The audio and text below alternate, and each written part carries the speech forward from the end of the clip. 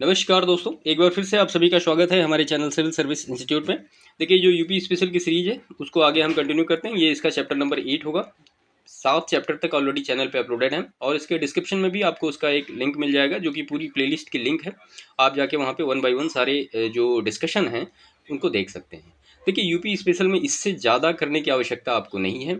और जो भी एग्जामिनेशन यूपी में हो रहे हैं, जैसे कि यूपी ट्रिपल एस सी का है, या फिर R O A R O है, या फिर यूपी जो पी सी एस है प्रीलिम्स एग्जामिनेशन, या यूपी पी सी एस में या यूपी ट्रिपल एस में कोई भी एग्जाम जिसमें यूपी स्पेशल पूछा जा रहा है, तो इतना पर्याप्त है। इससे ज़्यादा आपको फिर करने की आवश्यकता नहीं है, क्योंकि इसके हम लगभग सभी डायमेंशन को one by one cover up कर रहे हैं। और जो लास्ट ईयर प्रश्न पूछे गए हैं वो भी सारे डिस्कस कर रहे हैं, तो आपको इसमें से मिल ही जाएगा कहीं ना कहीं से। ठीक है, तो चलिए आज हम जो डिस्कस करेंगे ये है उत्तर प्रदेश के परिवहन, यानी transportation system of Uttar Pradesh. ये बिल्कुल मतलब प्योर उत्तर प्रदेश के रिस्पेक्ट में होगा। तो वो सारी चीज़ें हम यहाँ पे करते हैं। चैनल को सब्सक्राइब जरूर करिएगा। तो चलिए शुरू करते हैं, transportation system of Uttar Pradesh. देखिए, जब भी ट्रांसपोर्टेशन की बात आती है या परिवहन की बात आती है, तो सिंपल सी बात होती है कि मतलब एक स्थान से दूसरे स्थान तक पहुंचने के लिए जो एक मीडियम का यूज हम करते हैं उसको हम क्या कहते हैं, एक ट्रांसपोर्टेशन सिस्टम हो, यानी परिवहन का एक साधन होता है। ठीक है, अब अगर हम इसको थोड़ा सा ब्रॉड लेवल पे लेके चलें तो इसको हम 4 पार्ट में डिवाइड कर सकते हैं। देखिए, जियोग्राफी को भी पढ़ने का तरीका आपको इससे मिल सकता है। आप जो जियोग्राफी में परिवहन है उसको भी आप इसी पैटर्न्स पे लेके चलिए, तो आपकी चीज़ें वन बाय वन एक सेशन में कंप्लीट होती चली जाएंगी और आपको ज़्यादा प्रॉब्लम उसमें नहीं होगी। जब आप उसको एक सेपरेट वे में डिवाइड कर लेंगे तो ये एक बोझ नहीं लगेगा, एक इंटरेस्ट लगने लगेगा। ठीक है, तो अगर हम परिवहन सिस्टम की बात करें उत्तर प्रदेश में, तो यहाँ पे इस पूरे परिवहन सिस्टम को हम 4 भागों में बांटते हैं। तो पहला तो हो गया सड़क यानी रोड, दूसरा जो हो गया वो हमारा रेल हो गया, तीसरा जो हमारा हो गया वो हो गया जल, और चौथा जो हमारा हो गया वायु।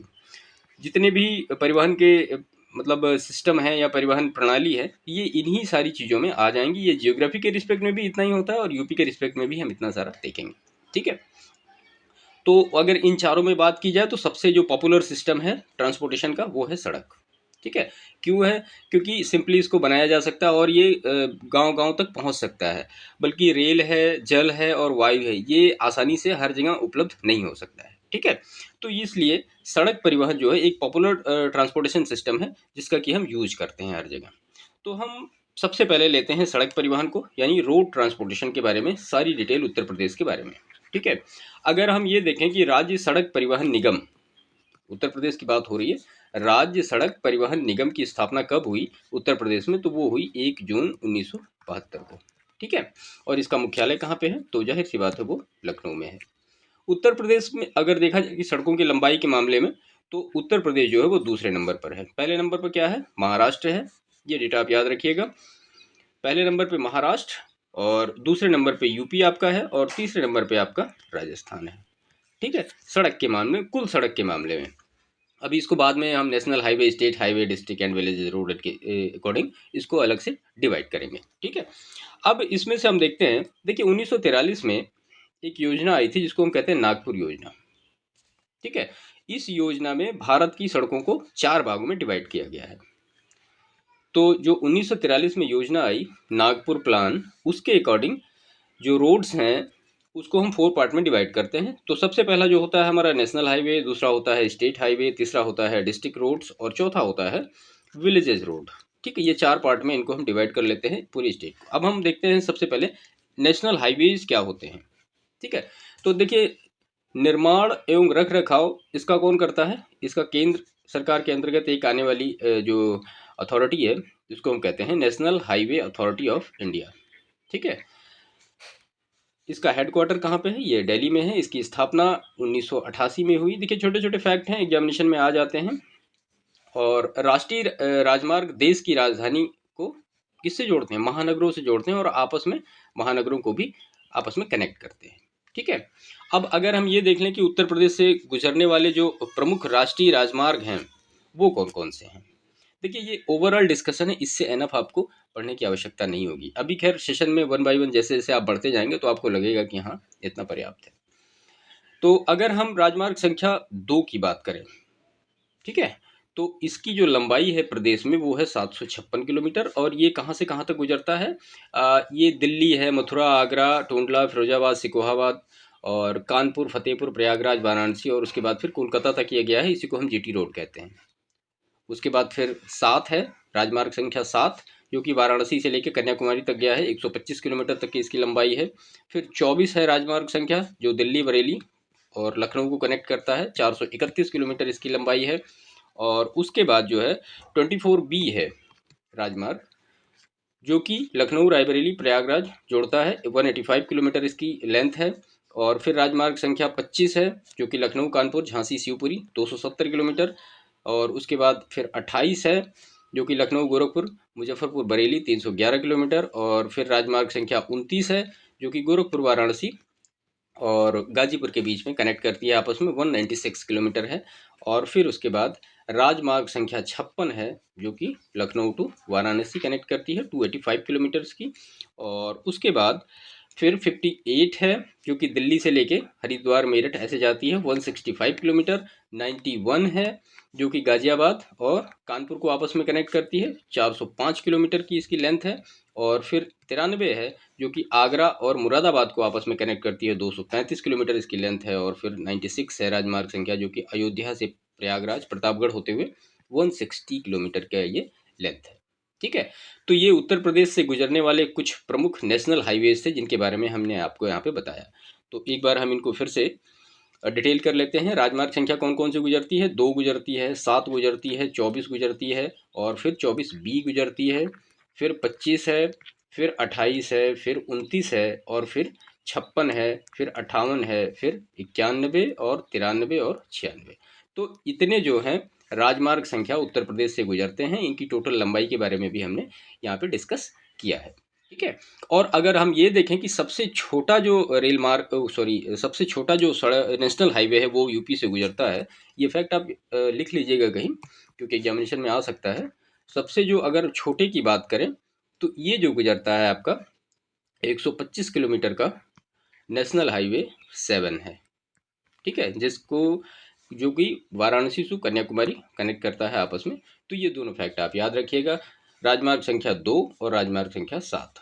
सबसे ज़्यादा जो लेंथ है 2 की और सबसे कम जो लेंथ है यूपी में वो है 7 की। इसके बीच में सारे वेरी करते हैं। ठीक है, तो आई होप नेशनल हाईवेज का पूरा एक डिटेल क्लियर हुआ होगा, कितने राजमार्ग हैं, कितने किलोमीटर के हैं, सबसे लंबा कौन है, सबसे छोटा कौन है। इसके बाद हम नेक्स्ट पे लेते हैं, तो वो है हमारा राज्य राजमार्ग, जिसको कि हम कहते हैं स्टेट हाईवे। इसका रखरखाव कौन करता है?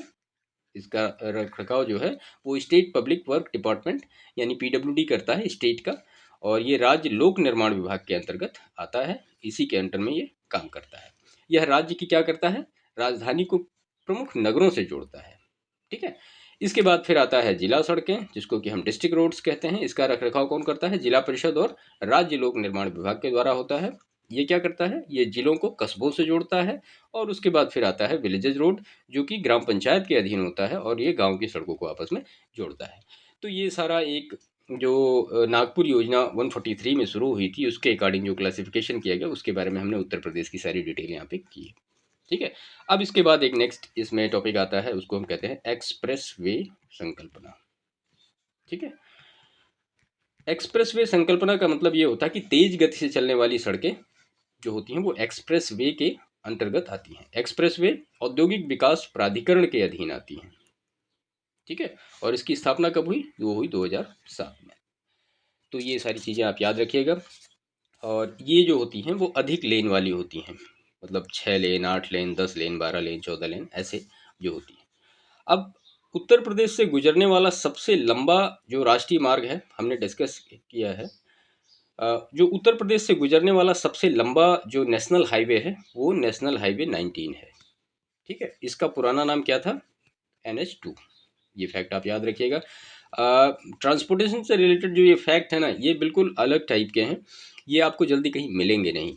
तो जो पुराना पहले था वो नेशनल हाईवे 2 था, अभी जो नया है उसका नाम हो गया है नेशनल हाईवे 19। तो आप ये फैक्ट याद रखिएगा कि नेशनल हाईवे 19 जो है वो उत्तर प्रदेश से गुजरने वाला सबसे लंबा राष्ट्रीय राजमार्ग है।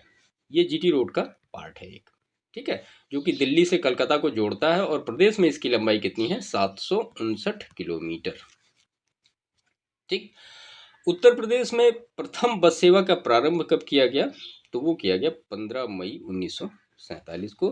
कहाँ से कहाँ तक का? लखनऊ से बाराबंकी। ठीक है, तो ये हो गया। और उत्तर प्रदेश में संचालित एक्सप्रेस वे कितने हैं ये भी हम देख लेते हैं, एग्जामिनेशन की दृष्टि से काफ़ी महत्वपूर्ण है। तो नोएडा और ग्रेटर नोएडा एक्सप्रेस वे है जिसकी लंबाई 25 किलोमीटर है। दूसरा जो है हमारा वो यमुना एक्सप्रेस वे या ताज एक्सप्रेस वे।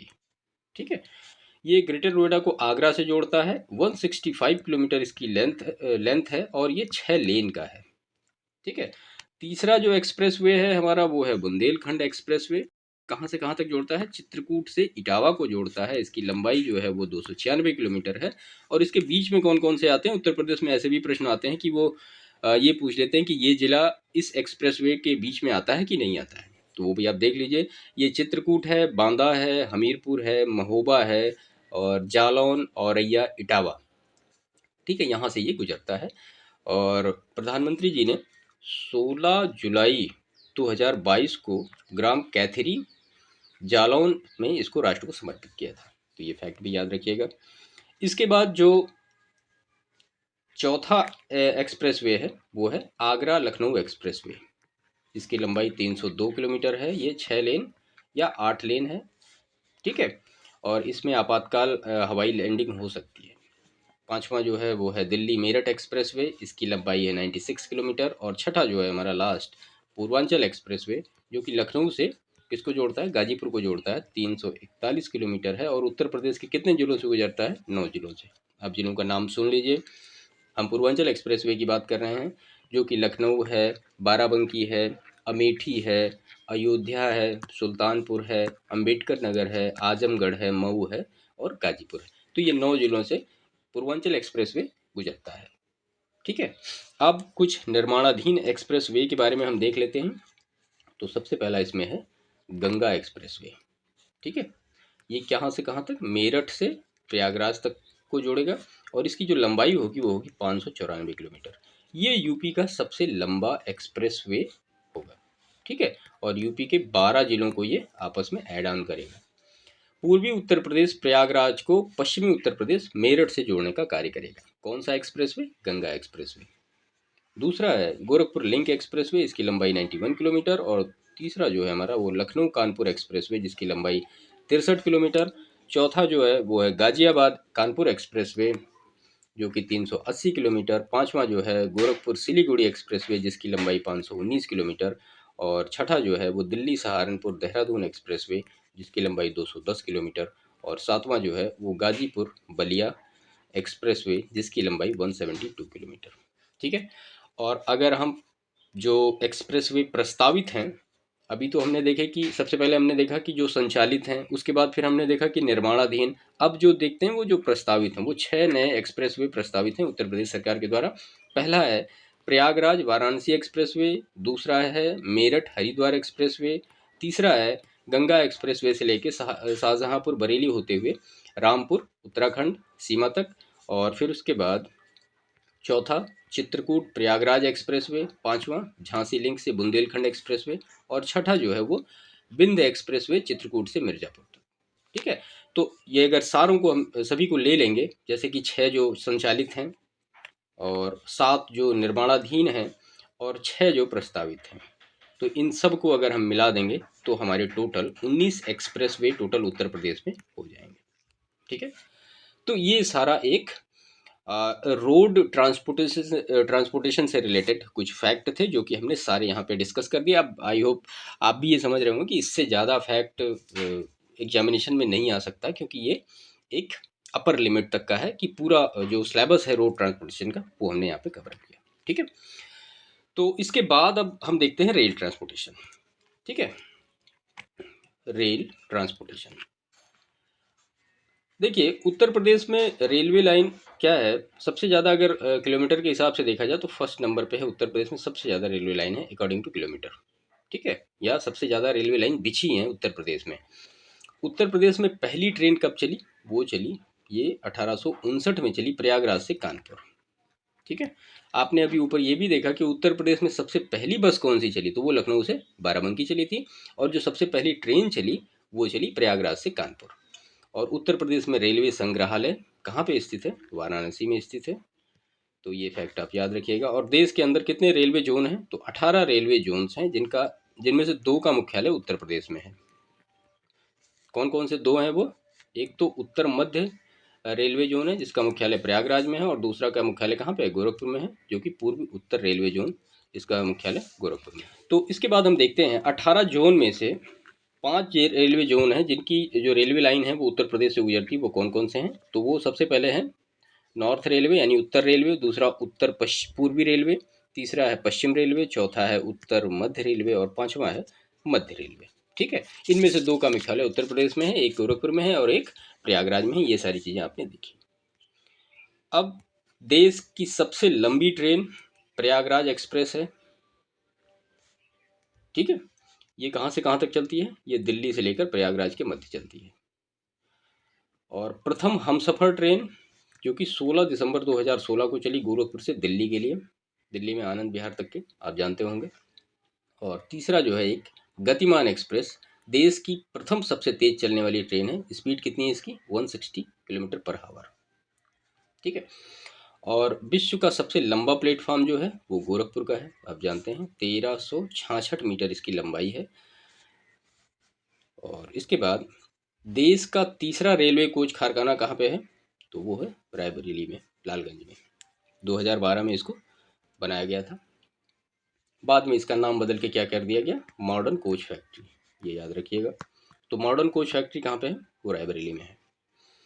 उसके बाद रेलवे कोच रिपेयर कारखाना कहाँ पे है? ये गोरखपुर में स्थित है। और मेट्रो कार्यशील कहाँ कहाँ पे, ये भी देख लीजिए। तो लखनऊ में है और ग्रेटर नोएडा में है। ठीक है, और बाकी अगर स्वीकृति की बात करें मेट्रो की, तो प्रयागराज, वाराणसी, आगरा और कानपुर में भी 2016 में इसकी स्वीकृति दे दी गई है। तो ये हो गया रेल ट्रांसपोर्टेशन। अब हम आते हैं वाटर ट्रांसपोर्टेशन पे, यानी जल परिवहन पे। ठीक है, तो सबसे लंबा जो नेशनल हाईवे है वो आप जानते हैं, एक है, आपने इसको जियोग्राफी में पढ़ा होगा, प्रयागराज से हल्दिया तक का। ये देश का सबसे लंबा जल मार्ग है, यह गंगा नदी पर है और इसकी जो लंबाई है वो 1620 किलोमीटर है। हल्दिया कहाँ पे है? ये पश्चिम बंगाल में। इसके बाद हम एयर ट्रांसपोर्टेशन के बारे में देखते हैं, वायु परिवहन। ये महत्वपूर्ण है, इसके बारे में काफ़ी फैक्ट आपको यहाँ पे मिलेंगे। देखिए, नेशनल पैराशूट ट्रेनिंग कॉलेज ये कहाँ पे है? ये आगरा में है। इनको सबको नोट कर लीजिएगा।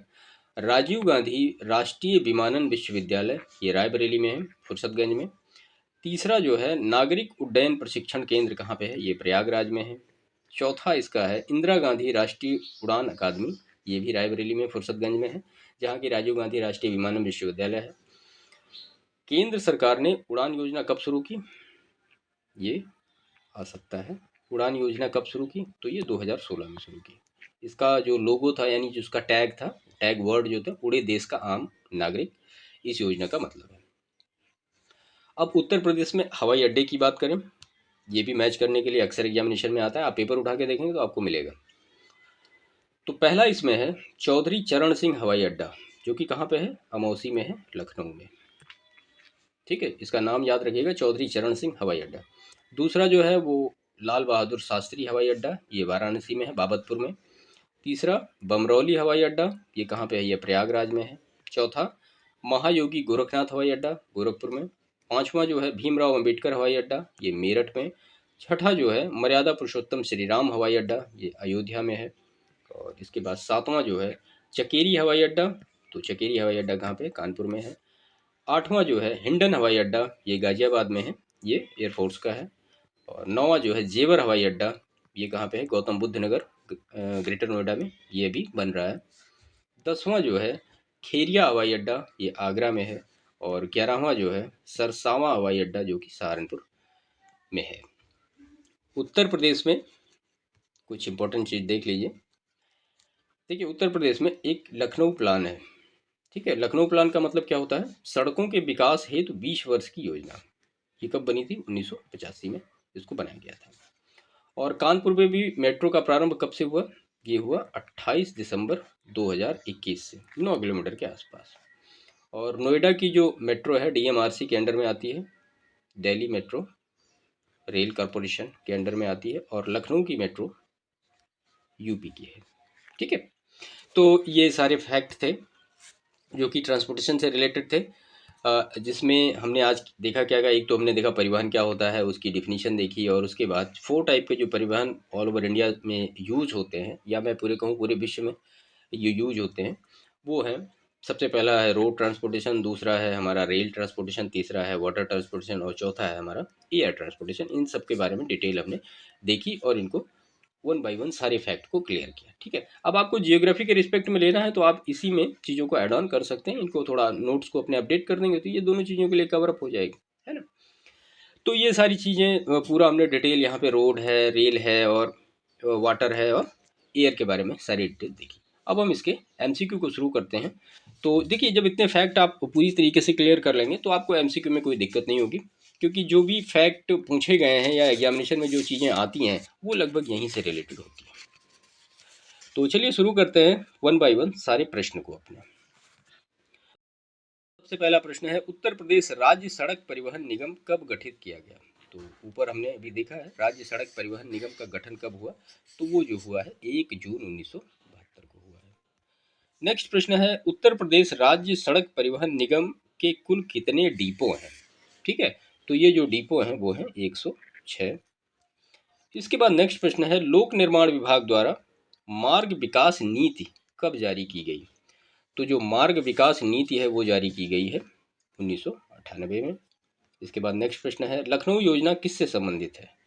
तो अभी हमने लास्ट टाइम इसको डिस्कस किया है कि लखनऊ जो योजना है वो किससे संबंधित है, तो वो स्वास्थ्य से नहीं, आवास से नहीं, ऊर्जा से नहीं, किससे संबंधित है, सड़क से संबंधित है, सिंपल सी बात है।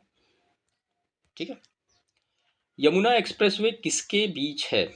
तो आपको बताना है कि जो यमुना एक्सप्रेसवे है वो किसके बीच से है, तो वो आगरा और ग्रेटर नोएडा के बीच के। इसके बाद उत्तर प्रदेश का सबसे लंबा राष्ट्रीय मार्ग कौन है। तो अभी तो जो पहले था वो नेशनल हाईवे 2 था, आपने देखा। अभी जो उसका नया नाम हो गया वो क्या हो गया है, वो हो गया है नेशनल हाईवे 19।